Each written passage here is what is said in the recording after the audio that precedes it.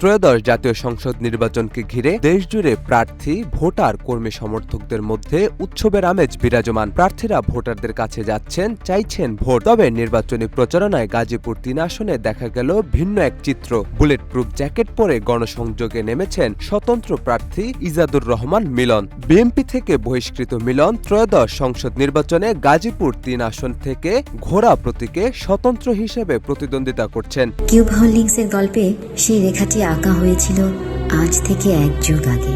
নকশাই আমাদের ভাষা। Cube holdings limited.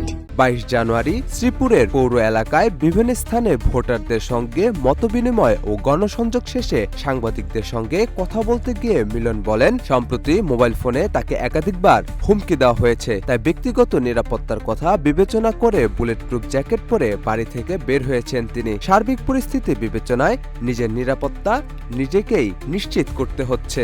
Izadur Rahman মিলন গাজীপুর সদর উপজেলা বিএনপির সভাপতি এবং গাজীপুর সদর উপজেলা পরিষদ চেয়ারম্যান ছিলেন। দলীয় শৃঙ্খলা ভঙ্গের দায়ে ২০২৪ সালে বিএনপি থেকে তাকে বহিষ্কার করা হয়। গণসংযোগকালে ভোটারদের প্রতিক্রিয়া নিয়ে মিলন বলেন, ভোটারদের সঙ্গে সরাসরি কথা বলে ইতিবাচক সাড়া পেয়েছি, যা আমাকে নির্বাচনী প্রচারে আরও উৎসাহিত করেছে। আমার জয়ের ব্যাপারে আশাবাদী।